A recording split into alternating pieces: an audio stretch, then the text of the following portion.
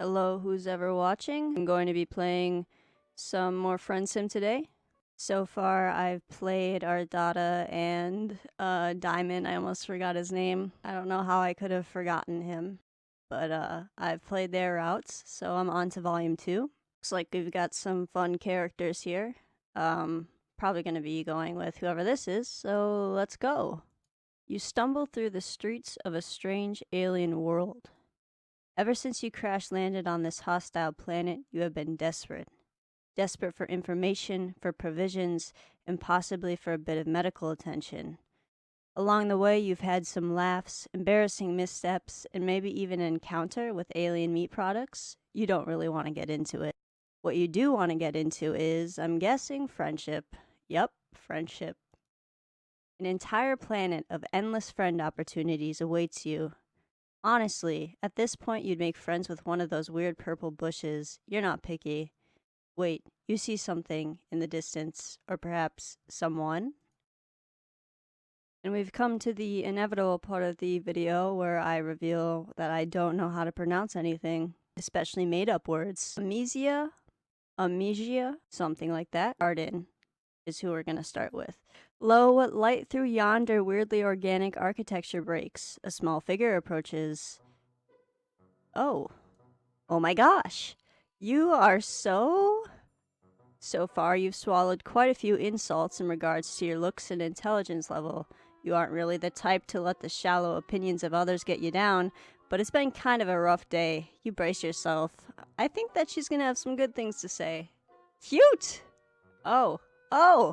She gives you a sweet, sincere smile. I've never seen anything like you. It's giving me all sorts of new ideas. Boy, do you hope some of those ideas are about friendship. Now that you've got a taste of it, you are hungry for more. You take a stumbling step forward, and your ribs remind you that although the potential of camaraderie is enough to improve your mental health, it can't cure acute injuries. Yeah, can we please get on that? What is that in the music? Oh, you don't look so good. Come inside. I've been looking for new contributors. So is your quirk, is it just 2 U's? Is that it? Contributors? Could she mean friendship contributors? No, that's dumb. Maybe she runs some sort of alien newspaper she wants you on staff. She looks a little young for that, but what the heck do you know about alien management hierarchy? You follow her to a nearby building, and now that you're looking up from your ravenous hunt for companionship, you notice that you've wandered into kind of an upscale part of town, as she's a high blood. There's a lot less garbage and people collapsed in the street. You see one of those spiky robot things, but it's washing a window instead of shooting a laser at a group of children. If that's not high class, you don't know what is. Before you can follow her inside, she turns around in the threshold, blocking your way. Real quick, you don't happen to be an artist, do you? Artistry? Well, as a matter of fact, absolutely not.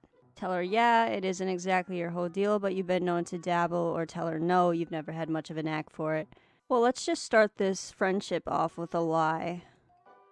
Oh, okay, that was the wrong answer. Good, let's just get that one out of the way. I see how it is. Well, you aren't going to snake rodent any trade secrets out of me. Goodbye. Okay. You completely blew it. Is she flipping me off? She's flipping me off. Alright. Artistry? Never heard of it. Oh good. Friendships between artists can be so fraught. Much better to just keep things between artists and art appreciators. That way no one can get jealous. The girl's smile widens even further and you feel an unbelievable rush of joy. Have you finally found someone who isn't a total fucking maniac? Probably not, honestly. And she brought up friendship without you even having to mention it at all. It puts a spring in your step, or as much of a spring as possible with a broken arm and a misaligned torso. Amisia leads you into an elevator with buttons labeled in spiky letters that make absolutely no sense to you. You realize that probably nothing is ever going to make sense to you again. That's okay. Your hierarchy of needs has adjusted recently.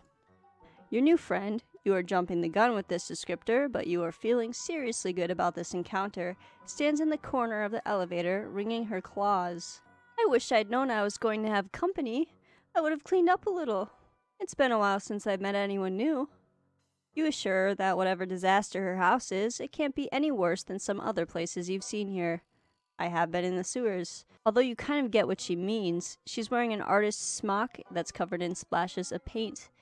Actually, it doesn't really look like paint. Uh-oh. But it couldn't be anything else, could it? It's every color of the rainbow. We're about to get murdered, dog. The elevator door slides open and you step into a space that you are relieved to find is totally recognizable. A table overflows with messy palettes and brushes, cloudy jars of water and sponges. Several easels stand beside the window to catch the light of the two moons, and a number of canvases lean against the wall, turned so you can't see what's on them. First things first. Amisia brings you over to a wall screen that looks way more high-tech than anything you have on your now-defunct spaceship, tapping away at a series of unreadable symbols. Then she indicates you should take off your sling. Here, go ahead and stick it in here. She seems to want you to put your injured arm into a large hole in the wall, which you do because you are sure your new friend has your best interests at heart. The hole shrinks down like a blood pressure cuff, sending bolts of agony through you. You want to yank your arm back out, but you don't. Even if it's broken, you still like having it attached to you. Instead, you shout a lot and thrash your other limbs around. Calm down, you big wriggler. It's like you've never seen a medicalizer before. Well, man, this is a shitty door. Like, shouldn't you be able to afford something better? If you don't stop moving, it won't work. Tears spill down your cheeks, but you force yourself still. You'll bear the pain. You'll do it for your friend, or for yourself. She's looking at you hopefully, and she's so delicate and pretty, almost angelic. You look at her face and tell yourself it's all going to be okay. Finally, the hole releases you, and you pull your arm back out to find it completely healed. You can move your fingers. It doesn't even hurt anymore. Hey, things are looking up. See? I told you. This is great. You are overwhelmed with the urge to celebrate. You chill about it or get excited and dance your new friend around the room. I honestly feel like she would react better to me getting excited about it, so of course, I gotta see what happens if I'm chill about it. You thank Amisia profusely, but you manage to keep it to the strictly verbal sort. Medicalizers are great. This part of the city is great. You really need to get more rich friends. You tell her this, throwing in a compliment of her studio while you're at it. See, this friendship stuff is easy. I'm glad you feel that way. You're obviously really strange and under-socialized. Thank you. But you don't seem to be a complete cultural idiot. Plus, I think it's really endearing how helpless and trusting you are.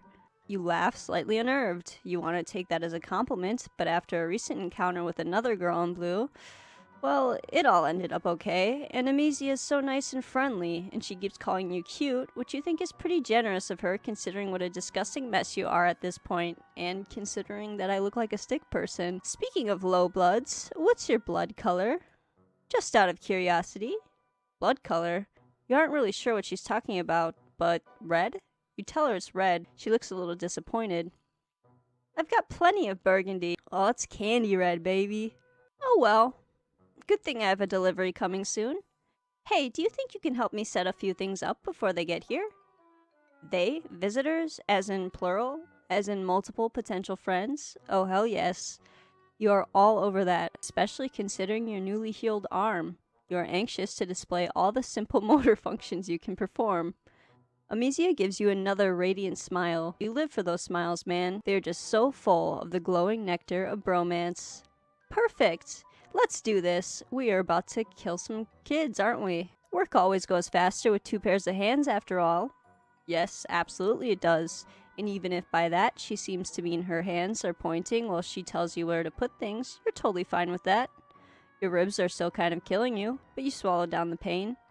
You are getting pretty good at that. Too bad you can't stick your whole torso into that magical science fiction hole in the wall. Well, maybe you could, but not right now. Right now you got a friend to help. Amisia instructs you to clear all the furniture to the edges of the room and lay down a big purple tarp. Apparently tarps aren't blue on this planet. Amisia answers her phone and then buzzes open the apartment door. She runs over to the elevator with a squeal of delight. They're here! Sorry I'm getting so giggly about this. It's just been a while since I've had any new paints. This is reminding me of in Hive Swap, the Empress using troll blood as fingernail paint. I guess it's just common practice. Wait, paints? That's what's coming? Now that you think about it, there's something pretty crucial missing from this whole artist aesthetic she's got going on here. There aren't any paints. What the fuck is that then? No tubes dribbling color or pots with their tops left partially unscrewed. There aren't even any pencils. The elevator opens and two trolls come in. They have pretty similar shaped horns and are almost the exact same height. Brothers? Do trolls have brothers? Absolutely not. From their uniforms and the douchey, swaggering way they walk, you get the idea that they are some sort of law enforcement. That and the third troll in handcuffs they are dragging between them. Thank you guys. You always bring me the best materials. They don't say anything. They just bring the third troll to the center of the tarp and force them into a kneeling position. Then they bow to Amisia and leave the way they came. Oh my fucking god. I am loving that face though, I gotta say. This doesn't look great. Even before Amisia runs out of the room and comes back in with an axe the size of her whole body, you are not loving this. The troll on the tarp trembles and bites back a sob, but they don't say anything or try to run. She isn't really going to do what it looks like, is she? You can't bring yourself to believe that this cute little alien girl is going to straight up axe murder a dude right in front of you, presumably to finger paint with their blood. You stammer something to this effect. Amisia laughs. Well, I don't use my fingers. I'm not a fucking animal. She considers you for a few moments, tapping a claw against her mouth. I know. You can help me. I only ever let one other person help me with my work, and she's out of town right now. But you and I have a connection. You feel it too, right? You do. God, you do. You've been feeling it so much lately for everyone you meet. You thought you had maybe come across someone who would readily accept your platonic longings without putting you through the ringer first. You do want to help me, don't you? You do. You want that more than anything. Amisia looks at you solemnly. What the fuck? Why do I want that more than anything? What's wrong with me? Did I get, like, cursed? Why don't you do the honors? She holds out her axe. I wouldn't offer this to just anyone, but I can tell how special you are. You're trembling. The troll on the tarp is also trembling, but unlike you, they seem to have accepted their fate. Slowly, inevitably, you hold out your hand for the axe. Amisia gives it to you with a smile. God damn it, you forgot about your broken ribs, and that you're a human, and you can't just pick up gigantic fucking axes with one hand. You drop it, and it bounces away from you, like way more than you think an axe should probably bounce. You look up at Amisia from where you are doubled over with pain and shame. She laughs and scampers over to retrieve the axe, once again swinging it up without any signs of strain. She doesn't even have any visible muscles. What is this girl made out of? Troll? How silly of me. You seem so culturally advanced that for a second I forgot about your natural inferiority. Here, I'll give you a second chance. You nod. Yes, please. A second chance that does not include committing gruesome murder. Usually I just use chains, but I've got a better idea. Oh god, you get what she wants you to do. You hesitate, and Amisia's smile gets even sweeter, sweet like poison. Oh? You don't want to help me? My dog is looking at me right now. She really hates the voice that I'm doing for this girl. The tarp crinkles underneath you as you kneel. You grasp the troll's shoulders and mumble an apology. They continue to say nothing. Amisia is sharpening her axe, which already looks pretty damn sharp. Hold on tight! You try, you really do. The problem is you try to hold on tight, but at the same time you try to drag the troll out of the way, some buried instinct to try to preserve life rising up inside you, thank God. You're weak and injured though, so all you end up doing is just flopping both of you a little to the side. Great. Instead of coming down on the neck in a clean slice, Amisia's axe glances off the troll's collarbone, mortally wounding them instead of killing them outright. Looks like an olive blood. Now you know why they have not been begging for their life. They don't have a tongue, Jesus. So they can't beg, but they can sure yell, and thrash, and bleed olive green alien blood all over you in the tarp. God, there's so much blood, it's just spurting everywhere.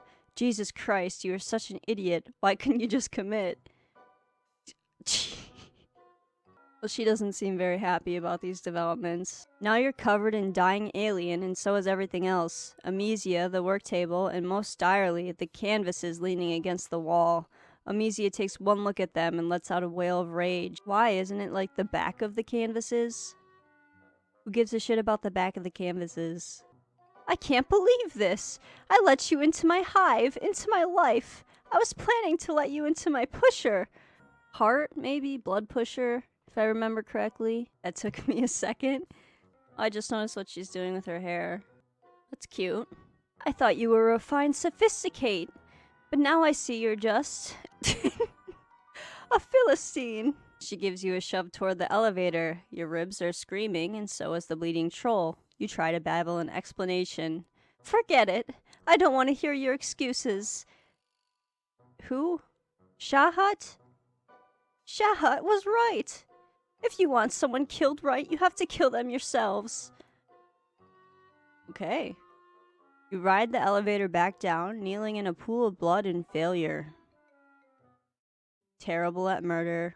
It does be like that sometimes. Okay, let's try this again. So, after she healed my arm, this is great. You are overwhelmed with the urge to celebrate. Let's get excited. You try to resist the urge to celebrate. You fail to resist the urge.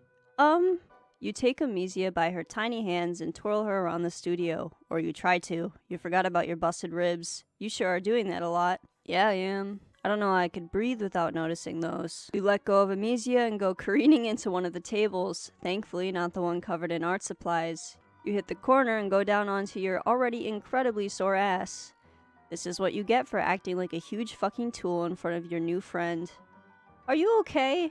Was that some sort of ritualistic rite of healing I've never heard about before? You shrug against the floor. Oh, okay. There's just a lot of lifting going on with these trolls, huh? Amisia leans down and picks you up in a bridal carry, despite the fact that she's about half your size. It makes your ribs hurt, but what doesn't nowadays? Amisia lays you down on a weird lumpy couch. Are you sure you're okay? You look a little... She trails off to nothing. She's looking at your left arm, which you have draped over yourself awkwardly to sort of hold your torso together. Am I bleeding? That color! At first you think she means the color of your skin, which is different than her light gray. But then you think she means the truly fantastic buffet of bruises you got going on. But then you realize that in your prancing idiocy, you've managed to scrape up the inside of your arm. Blood oozes sluggishly from the wound. Amisia dredges a finger through it. You're half expecting her to put it in her mouth and for this to become a whole cannibal situation. Well, since you aren't the same species, it wouldn't really be cannibalism, but still. No thanks. Instead, Amisia just holds her finger up, the drop of blood trembling on the tip. This color! I've never seen anything like it! She dashes off to one of her tables, pulling over a sketchbook and dragging her finger down it. Your blood paints a rusty line down the center. She lets out a little squeak of excitement. This is amazing! What, red? Not red. There's a million dirty... Jesus. There's a million dirty little rusties swarming all over this city. I'm drowning in red. This is crimson. It's incredible. You must be some sort of mutant. What gave it away? You're really lucky I found you instead of one of the drones. Lucky? You? Yes, very lucky. The luckiest. Though your arm is healed and you're out of whatever doubtlessly weird weather happens on this planet, maybe Amisia's right. Maybe you are lucky. She's gonna cut us up, dude.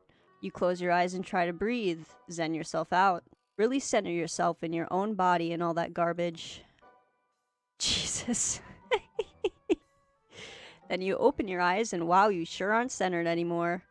In fact, you roll completely to the left and try to get away from Amisia, who is back and standing over you with a gigantic axe. Watch out! What do you mean, watch out? Amisia grabs you, drags you back onto the couch, and plants her hands on your solar plexus, effectively pinning you down. You'll hurt yourself if you keep flopping around like a beach blubber beast. You want to be friends, don't you? You want to help me with my artistic aspirations, right? You get the feeling that she might be trying to manipulate you. Just the tiniest suspicion. It's possible Amisia has recognized your intense craving for companionship and is trying to exploit it.